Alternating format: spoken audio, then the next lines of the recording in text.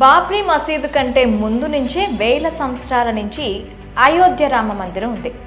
అయోధ్య రామ మందిరం నుంచి బాబ్రీ మసీదుగా మారి దాదాపు 500 ఏళ్ల పోరాటం తర్వాత బాబ్రీ మసీదు నుంచి అయోధ్య రామ మందిరంగా తిరిగి తన శోభను సంతరించుకుంటుంది. ఈ క్రమంలో ఎదురైన సంఘటనలు, కోల్పోయిన ప్రాణాలు, పోరాటాలు వంటి పూర్తి వివరాలు మీకోసం. అయోధ్య ఈ పేరు పురాణాల్లోని ఆయుధ్ అనే మహారాజు నుంచి వచ్చింది. ఆయుధ్ అనే పదం సంస్కృత పదమైన యుద్ధ్ నుంచి వచ్చింది. ఆయుధ్ మహారాజు పుట్టడం వల్ల ఆ నగరానికి అయోధ్య అనే పేరు వచ్చిందని చెప్తారు. ఆయుధ్ మహారాజు శ్రీరాముని పూర్వీకులు అని చెప్తారు. శ్రీరాముడు అవతరించిన ప్రదేశం ఈ అయోధ్య. ఒకప్పుడు కోసల రాజ్యానికి రాజధానిగా ఉండేది ఈ అయోధ్య. ఈ అయోధ్య నగరాన్ని దశరథ మహారాజు పరిపాలించేవాడు. అయితే పుత్రులు లేని లోటుతో ఉన్న దశరథ మహారాజుకి పుత్రకామేష్టి యోగం వల్ల రామ, లక్ష్మణ, భరత, శత్రుఘ్నుడు జన్మిస్తారు. కొన్నేళ్లకు విశ్వామిత్రుడు వచ్చి రాముడిని తన వెంట తీసుకెళ్తాడు. ఆ తర్వాత ఏం జరిగింది అనేది అందరికీ తెలిసిందే. రావణ సంహారం, రామావతారం చాలించడం తెలిసిందే. రాముడు జన్మించిన పుణ్యస్థలం కాబట్టి అయోధ్యలో రాముడి కుమారుల్లో ఒకరైన కుశుడు రామ మందిరాన్ని నిర్మించాడు. ఆ సమయంలో అయోధ్యలో 3000 సీతారామాలయాలు ఉండేవని చెప్తారు. అయితే సామాన్య శక పూర్వం 5వ శతాబ్దంలో చాలా ఆలయాలు పాడైపోయాయని, వాటిని ఉజ్జయిని రాజు అయినటువంటి విక్రమాదిత్యుడు బాగు చేయించాడని చెప్తారు. అప్పటి నుంచి చాలా ఏళ్ల పాటు ఆ మందిరాలు పూజలతో కలకల్లాడేవి. సాలార్ మసూద్ ఘాజీ ఇతను మహమ్మద్ గజని మేనలుడు. అనేక సార్లు సోమనాథ్ ఆలయాన్ని లూటీ చేసిన మహమ్మద్ గజని మేనలుడే ఈ సాలార్ మసూద్ ఘాజీ. ఢిల్లీ, మీరట్, బులంద్ షహర్, బుదౌన్ అలాగే కన్నాజ్ రాజులను ఓడించి ఆలయాలను ధ్వంసం చేసుకుంటూ ఉత్తరప్రదేశ్లోని బారాబంకి చేరుకున్నాడు. బహైజ్ మీద దాడి చేసి అయోధ్య చేరుకోవాలనుకున్నాడు మహమ్మద్ ఘాజీ. 130,000 మంది సైన్యంతో సాలార్ మసూద్ ఘాజీ బహైజ్పై దాడికి యత్నించాడు. ఆ సమయంలో శ్రావస్తి రాజ్యానికి చెందిన మహారాజు సుహేల్ దేవ్ పక్క రాజ్యాల రాజులతో కలిసి సాలార్ మసూద్కి చెందిన 130,000 మంది సైన్యాన్ని నేలమట్టం చేశాడు. దీంతో భయపడి ఆఫ్ఘన్కి పారిపోయే ప్రయత్నం చేశాడు సాలార్ మసూద్ ఘాజీ. సాలార్ మసూద్ పారిపోతుంటే భోజ మహారాజు వెంటపడి మరి తల నరికాడు. ఆ తర్వాత సాలార్ మసూద్ ఘాజీ శవాన్ని బహేజ్లోనే సమాధి చేశారు. శత్రువు అయినప్పటికీ అతని ఆచారం ప్రకారం సమాధి చేశారు. ఆ తర్వాత చాలా ఏళ్ల పాటు భారతదేశం వైపు చూడాలంటేనే భయపడేవారు. 1526లో బాబర్, ఇబ్రహీం లోడి మధ్య యుద్ధం మొదలైంది. దీని పేరు పానిపట్టు యుద్ధం. 1526లో జరిగిన యుద్ధం మొఘలుల పరిపాలనకు నాంది పలకగా 1556లో జరిగిన రెండో యుద్ధం మొఘలుల పట్టు నిలుపుకునేందుకు కారణమైంది. మూడో యుద్ధం 1761లో జరిగింది. ఇది మొఘలుల పాలన అంతమయ్యేందుకు కారణమైంది. అయితే బాబర్, లోడి మధ్య యుద్ధం తరువాత అంటే 1528వ సంవత్సరం వచ్చేసరికి బాబర్ అయోధ్య మీద పూర్తిగా తన పట్టు సంపాదించుకున్నాడు. 1528వ సంవత్సరంలో అప్పటి అయోధ్యలో ఉన్న మందిరాలను కూల్చమని తన కమాండర్ మీర్ బాఖీకి ఆదేశాలు ఇచ్చాడు బాబర్. దీంతో అయోధ్యలో చాలా మందిరాలను కూల్చాడు మీర్ బాఖీ. వీటిలో అయోధ్య రామ మందిరం కూడా ఒకటి. అయితే అయోధ్య రామ మందిరాన్ని కూల్చిన బాబర్ పేరు మీదుగా మసీదు కట్టించారు. అది బాబ్రీ మసీద్ అయింది. ఒక్క అయోధ్యనే కాకుండా చుట్టుపక్కల ఉన్న ప్రాంతాలను కూడా బాబర్ తన ఆధీనంలోకి తెచ్చుకున్నాడు. బాబర్ తర్వాత చాలా ఏళ్ల పాటు మొఘలుల పాలన సాగింది. మసీదుగా మారిన అయోధ్య రామ మందిరంలోకి ఆనాటి నుంచి ఒక్కరు కూడా అడుగు పెట్టలేదు. ఎప్పుడైతే రాజా జైసింగ్ వచ్చాడో అప్పుడే హిందువులకు ధైర్యం వచ్చింది. అది 1717వ సంవత్సరం. బాబ్రీ మసీద్ నిర్మించిన 190 సంవత్సరాల తర్వాత రాజ్పుత్ వంశానికి చెందిన రాజా జైసింగ్ రాజు మసీదు చుట్టూ ఉన్న స్థలాన్ని సొంతం చేసుకోవాలని ప్రయత్నించాడు. కానీ ఆ ప్రయత్నాలేవి ఫలించలేదు. ఆ స్థలం హిందువులకు ఎంత ముఖ్యమో తెలిసిన రాజా జైసింగ్ మొఘలులతో సత్సంబంధాలు ఏర్పరచుకున్నాడు. కానీ తాను అనుకున్నది జరగలేదు. దీంతో బాబ్రీ మసీదు బయట ఉన్న స్థలాన్ని కొని రాముడి పేరు మీద రిజిస్ట్రేషన్ చేయించాడు. ఆ తర్వాత మసీదు ఎదురుగా ఉన్న స్థలంలో ఒక రామ్ చబ్రత్ అనే పేరు మీదుగా వేదిక కట్టి దాని మీద సీతారాముల విగ్రహాలు పెట్టుకొని హిందువులు పూజలు చేసుకునేవారు. ముస్లింలు మసీదు లోపల ప్రార్థనలు చేసుకునేవారు. 1855లో అయోధ్యలో హనుమాన్ గర్హి ఆలయం వద్ద సున్నీ ముస్లింలు మరియు బైరాయిల మధ్య ఘర్షణలు జరిగాయి. మసీదుని కూల్చి హనుమాన్ గర్హి ఆలయాన్ని నిర్మించారని వాదించారు. అయితే నవాబ్ బజీద్ అలీ షా జోక్యం చేసుకుని గొడవను సద్దుమణిగేలా చేశాడు. 1859లో స్థానికులు బాబ్రీ మసీదు ఉన్న స్థలం రామ జన్మస్థలం అని నమ్మారు. అయితే బ్రిటిష్ వారు ఆ స్థలంలో ఒక కంచె ఏర్పాటు చేశారు. దీంతో ముస్లింలు మసీదు లోపల, హిందువులు మసీదు బయట ప్రార్థనలు చేసుకోవడం మొదలుపెట్టారు. 1885లో మొదటిసారిగా అయోధ్య నివాసి మహంత్ రఘువీర్ దాస్ మసీదు బయట స్థలంలో వేదిక లేదా రామ్ చబూత్రా నిర్మించుకోవడానికి అనుమతి ఇవ్వాలని ఫైజాబాద్ జిల్లా కోర్టులో పిటిషన్ వేశారు. అయితే ఆ పిటిషన్ను కోర్టు కొట్టివేసింది. 1934లో షాజహాన్పురాలో గోహత్య వార్త వైరల్ అవ్వడంతో మతపరమైన అల్లర్లు చోటు చేసుకున్నాయి. ఈ అల్లర్లలో బాబ్రీ మసీదుపై దాడి జరిగింది.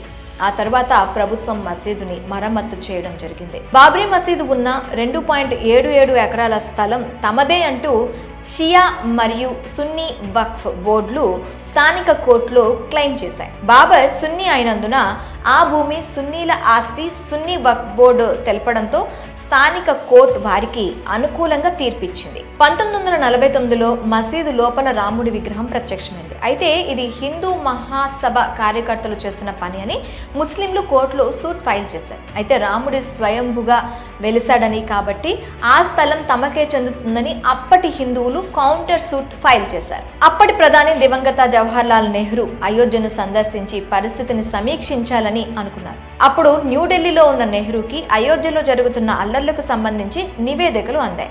అయోధ్యలో చోటు చేసుకుంటున్న పరిణామాలపై ఆందోళన వ్యక్తం చేస్తూ జవహర్లాల్ నెహ్రూ లక్నోలోని యునైటెడ్ ప్రావిన్స్ ముఖ్యమంత్రి గోవింద్ బల్లభ్ పంత్కు ఒక టెలిగ్రామ్ పంపించారు. ఆ టెలిగ్రామ్లో ఇలా ఉంది: అయోధ్యలో జరుగుతున్న పరిణామాల పట్ల నేను తీవ్రంగా కలత చెందాను.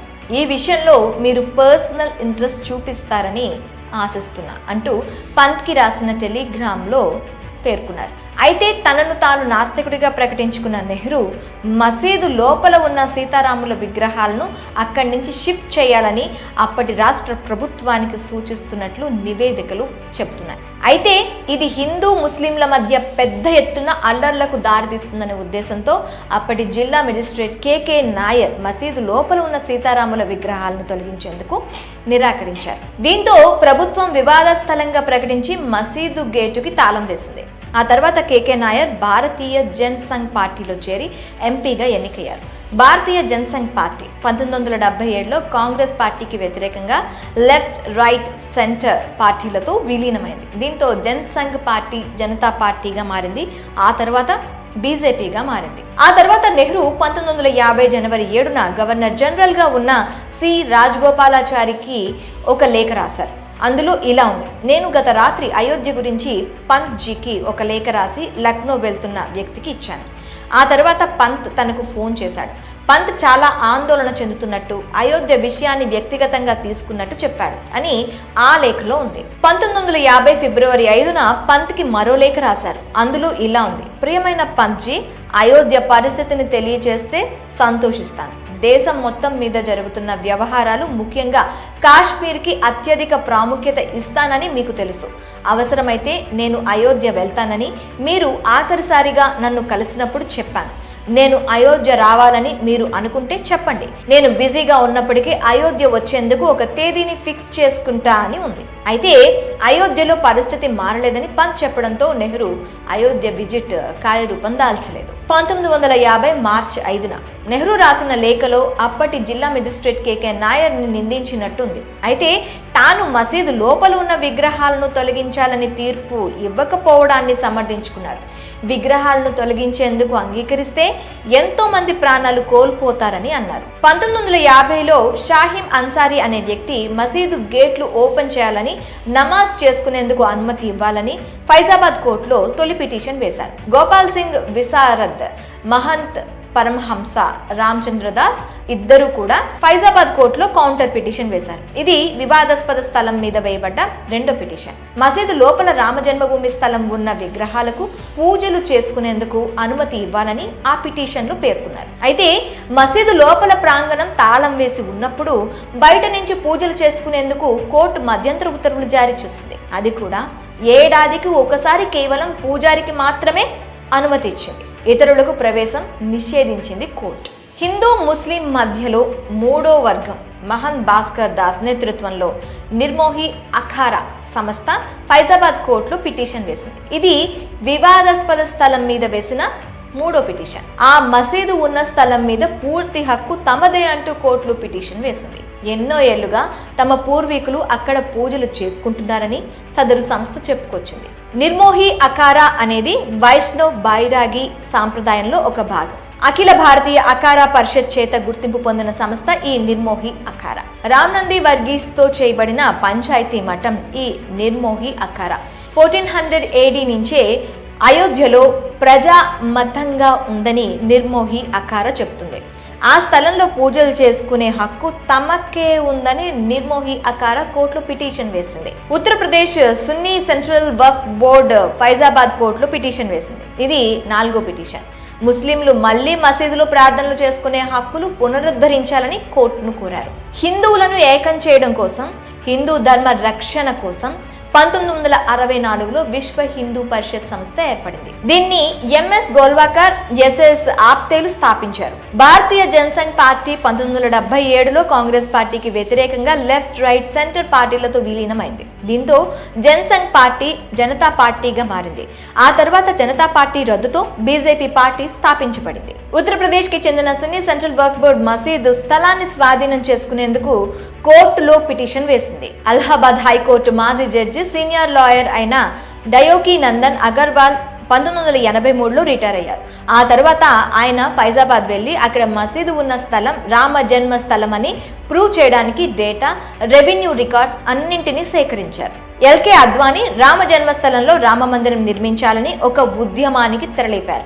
ఆ ఉద్యమం ఊపందుకోవడంతో రామ జన్మస్థలానికి విముక్తి కల్పించి మందిరం నిర్మించడం కోసం విశ్వ హిందూ పరిషత్ సహా పలు హిందూ సంస్థలు ఒక కమిటీ వేశాయి. 1981లో మీనాక్షిపురంలో 400 నుంచి 800 మంది దళిత కుటుంబాలు ఇస్లాంలోకి మతం మారిన దానికి ప్రతిస్పందనగా విశ్వ హిందూ పరిషత్ ధర్మ సంసద్ ను నిర్వహించింది. విశ్వ హిందూ పరిషత్ జాయింట్ సెక్రటరీ అశోక్ సింగర్ నాయకత్వంలో అయోధ్యలో రామ మందిరం నిర్మాణం జరగాలన్న డిమాండ్ ఎక్కువైంది. 1984 సెప్టెంబర్ 25న బీహార్లోని సీతా మహర్షి నుంచి ఢిల్లీకి శ్రీరామ్ జానకి రథయాత్ర చేపట్టారు. ఉత్తరప్రదేశ్లో మరో 6 యాత్రలు చేపట్టారు. ఇందిరాగాంధీ హత్య తర్వాత 9వ లోక్సభ జనరల్ ఎన్నికలు జరిగాయి. 541 సీట్లకు గాను బీజేపీ కేవలం 2 స్థానాలు మాత్రమే గెలుచుకుంది. దీంతో బలహీనంగా ఉన్న బీజేపీ రామ జన్మభూమి ఉద్యమానికి మద్దతు ఇవ్వడంలో విఫలమైంది.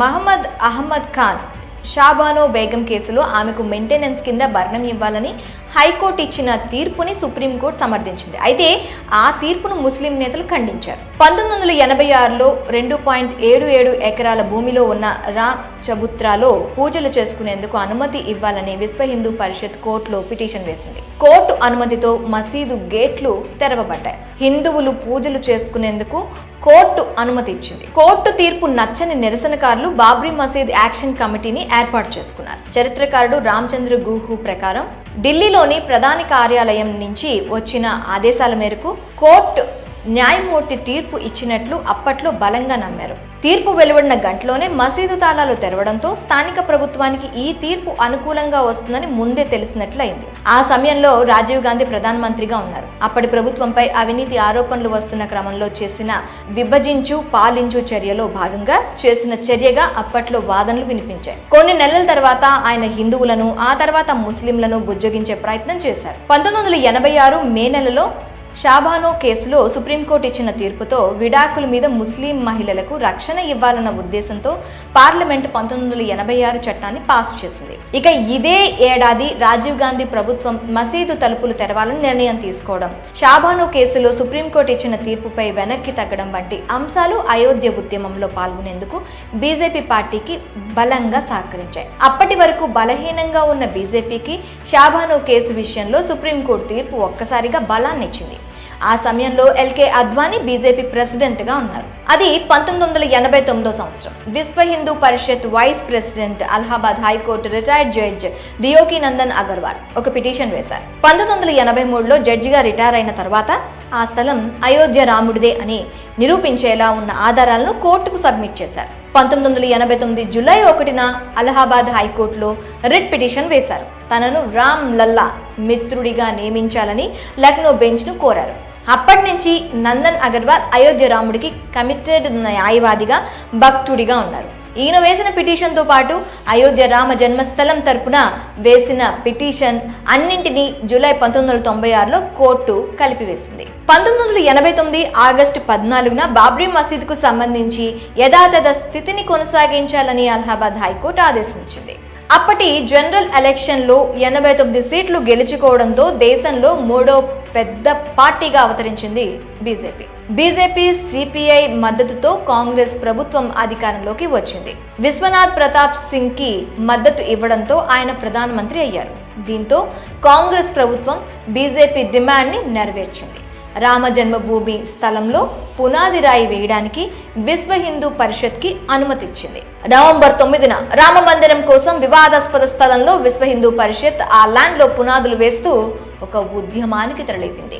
1990 సెప్టెంబర్ 25న బీజేపీ నేత ఎల్కే అద్వానీ సోమనాథ్లో రథయాత్ర ప్రారంభించారు. 1990 అక్టోబర్ 30న పోలీసుల ఆదేశాలను ధిక్కరించి మసీద్ ల్యాండ్లోకి కవాతు చేస్తున్న బీజేపీ కరసేవకుల మీద పోలీసులు కాల్పులు జరిపారు. ఈ కాల్పుల్లో 20 మంది కరసేవకులు మరణించారు.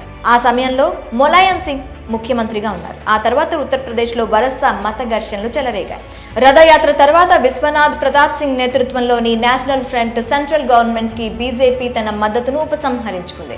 ఇది ప్రభుత్వ పతనానికి దారితీసింది. లోక్సభ జనరల్ ఎలక్షన్ లో 121 సీట్లు గెలుచుకుని దేశంలోనే రెండవ అతిపెద్ద పార్టీగా బీజేపీ అవతరించింది. పివి నరసింహారావు నేతృత్వంలోని కేంద్రంలో కాంగ్రెస్ పార్టీ ప్రభుత్వాన్ని ఏర్పాటు చేయగా బీజేపీ మధ్యప్రదేశ్, హిమాచల్ ప్రదేశ్, రాజస్థాన్, ఉత్తరప్రదేశ్ రాష్ట్రాల్లో ప్రభుత్వాలను ఫామ్ చేసింది.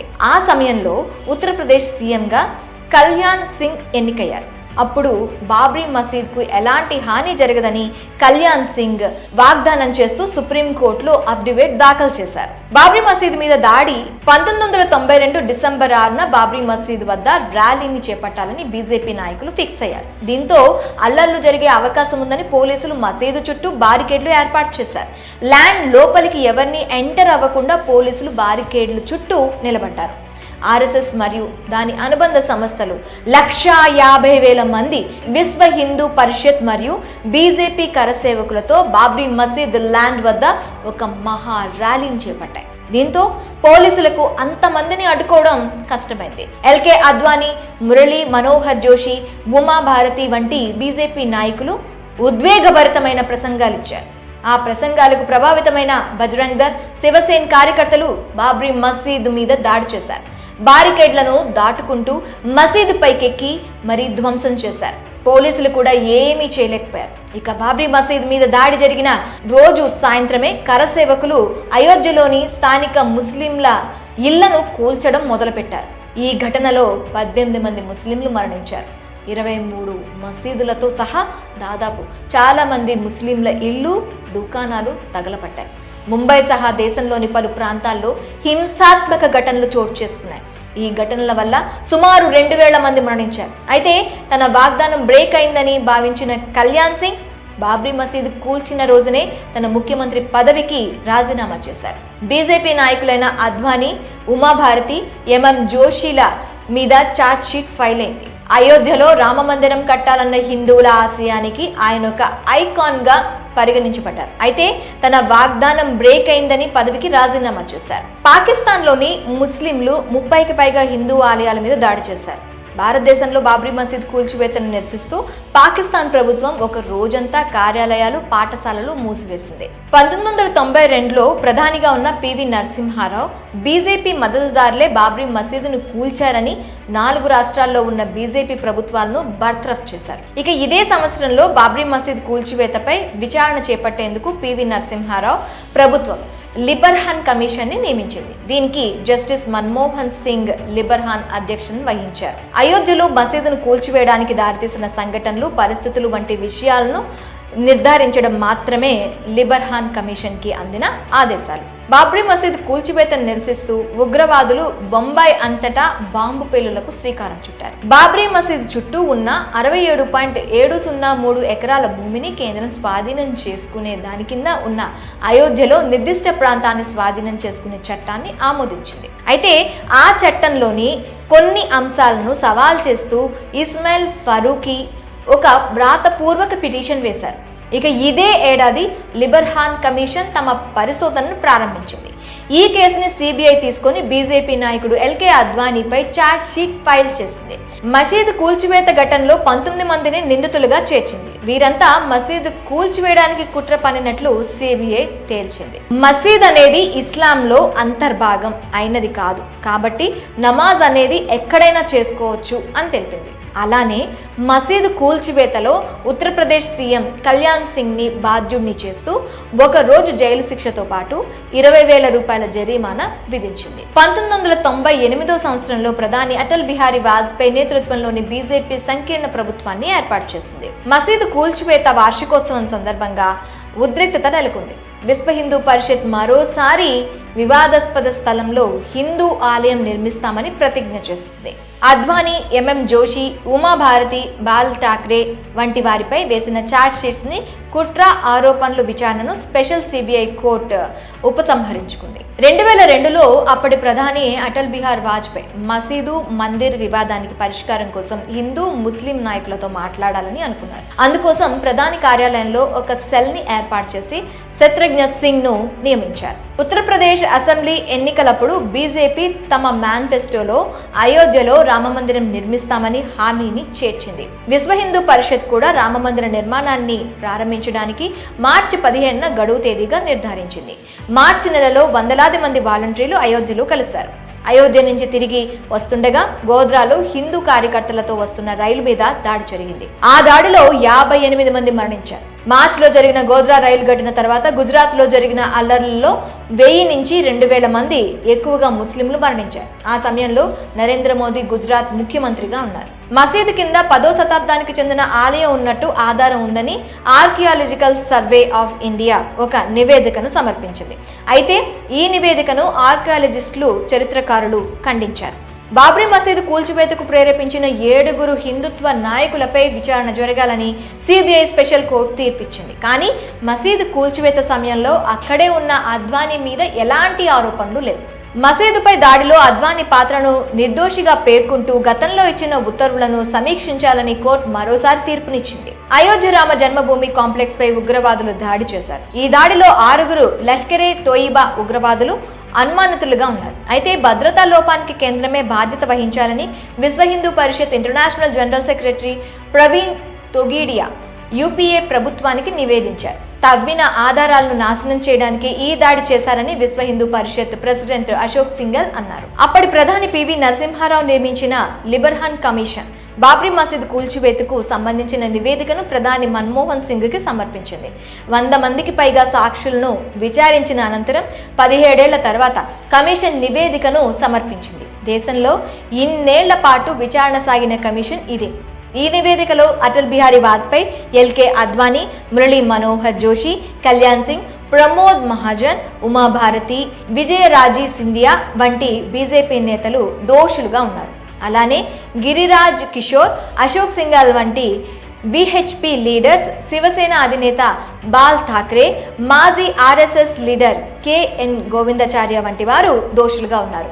ర్యాలీలో రెచ్చగొట్టే విధంగా ప్రసంగాలు ఉన్నాయని, అయితే మసీదు కూల్చివేత అనేది ప్రణాళికాబద్ధంగా జరగలేదని నివేదికలో పేర్కొంది. అయోధ్యలో ఉన్న బాబ్రీ మసీదు ఉన్న వివాదాస్పద స్థలాన్ని 3 భాగాలుగా విభజించాలని అలహాబాద్ హైకోర్టు తీర్పునిచ్చింది. ఈ స్థలంలో 2 వంతుల భూమిని హిందువులను రిప్రజెంట్ చేసి విశ్వ హిందూ పరిషత్, నిర్మోహి అఖారా సంస్థ వారు పంచుకోవాలని, మిగతా 3వ వంతు భూమిని సున్నీ ముస్లిం వక్ఫ్ బోర్డు తీసుకోవాలని కోర్టులో తీర్పు వచ్చింది. నిర్మోహి అఖారా వక్ఫ్ బోర్డులకు ప్రాతినిధ్యం వహిస్తున్న వారిని ఈ స్థలానికి జాయింట్ టైటిల్ హోల్డర్స్ గా ప్రకటించింది. దీంతో హిందువులు, ముస్లింలు సుప్రీంకోర్టులో అప్పీల్ చేశారు. 2010లో అలహాబాద్ హైకోర్టు ఇచ్చిన తీర్పును హిందూ, ముస్లింలు అప్పీల్ చేయడంతో ఆ తీర్పును సుప్రీంకోర్టు సస్పెండ్ చేసింది. కేంద్రంలో బీజేపీ నాయకుడు నరేంద్ర మోదీ నేతృత్వంలోని ఎన్డీఏ కూటమి అధికారంలోకి వచ్చింది. 2016 ఫిబ్రవరి 26న బాబ్రీ మసీదు ఉన్న స్థలంలో రామ మందిరాన్ని నిర్మించాలని బీజేపీ ఎంపీ సుబ్రహ్మణ్య స్వామి సుప్రీంకోర్టులో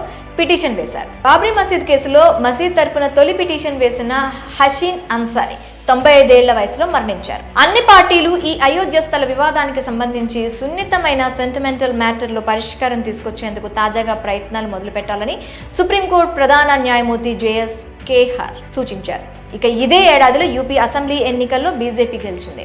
హిందూ యువ వాహిని సంస్థ వ్యవస్థాపకుడు యోగి ఆదిత్యనాథ్ ముఖ్యమంత్రిగా ప్రమాణ స్వీకారం చేశారు. అద్వానీ, మురళీ మనోహర్ జోషి, కేంద్ర మంత్రి ఉమాభారతి సహా ఇతర బీజేపీ సభ్యులు, కరసేవకులు బాబ్రీ మసీద్ కూల్చివేత కేసులో నేరపూరిత అభియోగాలను ఉపసంహరించుకోలేమని, ఆ అభియోగాలను పునరుద్ధరించాలని సుప్రీంకోర్టు తీర్పిచ్చింది. అలానే ఈ విచారణను 2 ఏళ్లలో పూర్తి చేయాలని లక్నో ట్రయల్ కోర్టుని సుప్రీంకోర్టు కోరింది. అయితే ఈ కేసులో నిందితుడిగా ఉన్న కళ్యాణ్ సింగ్ ని మినహాయించింది. ఎందుకంటే ఆయన రాజస్థాన్ కి గవర్నర్ గా ఉన్నారు. ఈ విచారణ సమయంలో శివసేన లీడర్ బాల్ ఠాక్రే సహా పలువురు అసలు నిందితులు మరణించారు. అద్వానీ, మురళీ మనోహర్ జోషి, ఉమాభారతి మీద సిబిఐ స్పెషల్ కోర్టు బాబ్రీ మసీద్ కూల్చివేత కుట్రలో భాగమైనందుకు వారిని కోర్టులో హాజరుపరిచింది. ఆ తర్వాత వారికి బెయిల్ మంజూరైంది. బాబ్రీ మసీదు స్థలంలో రామ మందిర నిర్మాణం కోసం పనులు మొదలయ్యాయి. ఆలయ నిర్మాణం కోసం ఉపయోగించే రాళ్లతో ట్రక్కులు అయోధ్యకు చేరుకోవడం ప్రారంభించాయి. అయోధ్య ల్యాండ్ వివాదం కేసులో అలహాబాద్ హైకోర్టు తీర్పును సవాల్ చేస్తూ దాఖలైన పిటిషన్లను విచారించేందుకు జస్టిస్ దీపక్ మిశ్రా నేతృత్వంలోని త్రిసభ్య ధర్మాసనాన్ని సుప్రీంకోర్టు ఏర్పాటు చేసింది. అయోధ్య వివాదాస్పద స్థలానికి కొంత దూరంలో సాహేతుకంగా అనిపించే ముస్లింలు అధికంగా ఉండే ప్రదేశంలో మసీదు నిర్మించడానికి అభ్యంతరం లేదని ఉత్తరప్రదేశ్కి చెందిన షియా సెంట్రల్ వక్ఫ్ బోర్డు సుప్రీంకోర్టుకు తెలిపింది. వివాదాస్పద స్థలంలో కేవలం అయోధ్య రామ మందిరం మాత్రమే నిర్మించాలని, వేరే ఇంకేది నిర్మించకూడదని ఆర్ఎస్ఎస్ చీఫ్ మోహన్ భగవత్ అన్నారు. అయోధ్యలో రామ మందిరం, లక్నోలో మసీద్ నిర్మించడానికి అభ్యంతరం లేదని ఉత్తరప్రదేశ్ షియా సెంట్రల్ వక్ఫ్ బోర్డు సుప్రీంకోర్టుకు తెలిపింది. 2017 డిసెంబర్ 1న 32 మంది పౌర హక్కుల కార్యకర్తలు 2010లో అలహాబాద్ హైకోర్టు తీర్పుని సవాల్ చేస్తూ పిటిషన్ వేశారు. అలహాబాద్ హైకోర్టు ఆ ల్యాండ్ ని 3 భాగాలుగా విభజిస్తూ తీర్పిచ్చింది. దీన్నే సవాల్ చేస్తూ 32 మంది పిటిషన్ వేశారు. 2018 మార్చి 14న పౌర హక్కుల కార్యకర్తలు వేసిన పిటిషన్ను సుప్రీంకోర్టు విచారణ ప్రారంభించింది. 2016లో సుబ్రహ్మణ్య స్వామి వేసిన పిటిషన్ సహా అన్ని మధ్యంతర పిటిషన్లను సుప్రీంకోర్టు తిరస్కరించింది. ఈ కేసులో పక్షాలుగా జోక్యం చేసుకోవాలని కోరింది. 1994 నాటి తీర్పును మరలా పరిశీలించాలని కొంతమంది ముస్లిం గ్రూపులు విచారణను ఆలస్యం చేసేందుకు ప్రయత్నిస్తున్నాయని యూపీ ప్రభుత్వం సుప్రీంకోర్టుకు తెలిపింది. 5 జడ్జీలు కలిగిన రాజ్యాంగ ధర్మాసనానికి కేసును రిఫర్ చేసేందుకు సుప్రీంకోర్టు నిరాకరించింది. ఈ కేసును కొత్తగా ఏర్పాటైన త్రిసభ్య ధర్మాసనానికి అప్పచెప్పింది. అఖిల్ భారత హిందూ మహాసభ అభ్యర్థించిన ముందస్తు విచారణను సుప్రీంకోర్టు తిరస్కరించింది. శివసేన అధినేత ఉద్ధవ్ ఠాక్రే అయోధ్యను సందర్శించి ఈ వివాదంలోకి మోదీ ప్రభుత్వం తనను లాగుతోందని ఆరోపించారు. బాబ్రీ మసీద్ ల్యాండ్ ఇష్యూ కేసును విచారించేందుకు సుప్రీంకోర్టు 5 సభ్యులతో కూడిన ధర్మాసనాన్ని ఏర్పాటు చేసింది. అనేక వాదనలు, విచారణల అనంతరం సుప్రీంకోర్టు 2019 నవంబర్ 9న చారిత్రాత్మక తీర్పు వెలువరించింది. 2.77 ఎకరాల వివాదాస్పద ల్యాండ్ రామ్ లల్లాకి చెందుతుందని సుప్రీంకోర్టు తీర్పునిచ్చింది. కేంద్రం 3 నెలల్లో ఒక ట్రస్ట్ ని ఏర్పాటు చేస్తే భూమిని వారికి అప్పచెప్పడం జరుగుతుందని తెలిపింది. సున్నీ వక్ఫ్ బోర్డ్ కి మసీదు నిర్మించుకోవడానికి అయోధ్యలో మరొక ప్రత్యేక ప్రదేశం 5 ఎకరాల భూమిని ఇవ్వడం జరుగుతోందని సుప్రీంకోర్టు చారిత్రాత్మక తీర్పు ఇచ్చింది. అనేక వాదనలు విచారణల అనంతరం సుప్రీంకోర్టు 2019 నవంబర్ 9న చారిత్రాత్మక తీర్పు వెలువరించింది. 2.77 ఎకరాల వివాదాస్పద ల్యాండ్ రామ్ లల్లాకి చెందుతుందని సుప్రీంకోర్టు తీర్పు ఇచ్చింది. కేంద్రం 3 నెలల్లో ఒక ట్రస్ట్ ని ఏర్పాటు చేస్తే భూమిని వారికి అప్పచెప్పడం జరుగుతుందని తెలిపింది. సున్నీ వక్ఫ్ బోర్డుకి మసీదు నిర్మించుకోవడానికి అయోధ్యలో మరొక ప్రత్యేక ప్రదేశంలో 5 ఎకరాల భూమిని ఇవ్వడం జరుగుతుందని సుప్రీంకోర్టు చారిత్రాత్మక తీర్పు ఇచ్చింది. చీఫ్ జస్టిస్ రంజన్ గొగోయ్ నేతృత్వంలోని 5 సభ్యులతో కూడిన ధర్మాసనం ఏకగ్రీవ తీర్పునిచ్చింది. సుప్రీంకోర్టు తీర్పుతో కేంద్రం రామమందిర ట్రస్ట్ ని ఏర్పాటు చేసింది. ఆగస్టు 5న అయోధ్య రామమందిర నిర్మాణానికి అధికారికంగా పునాది పడింది. ఆగస్టు 5 ఉదయం 11 గంటల నుంచి మధ్యాహ్నం 1 గంట వరకు భూమి పూజ ఉంటుందని రామమందిర ట్రస్ట్ ప్రకటించినట్టుగానే భూమి పూజ ఘనంగా జరిగింది. ఈ అయోధ్య భూమి పూజకు ప్రధాని నరేంద్ర మోదీ హాజరయ్యారు. మోదీ రామమందిర శంకుస్థాపన చేశారు. భూమి పూజ అనంతరం ఆలయ నిర్మాణం మొదలైంది. జనవరి 22న ప్రధాని మోదీ నిర్మాణంలో ఉన్న అయోధ్య రామ మందిరంలోని బాలరాముడి ప్రాణ ప్రతిష్ఠ మహోత్సవంలో మరోసారి ముఖ్య భూమిక పోషించనున్నారు. ఇదే అయోధ్య నుంచి బాబ్రీ మసీద్ నుంచి అయోధ్యకు మసీద్ వర్సెస్ మందిర్ వివాదానికి సంబంధించిన పూర్తి సమాచారం.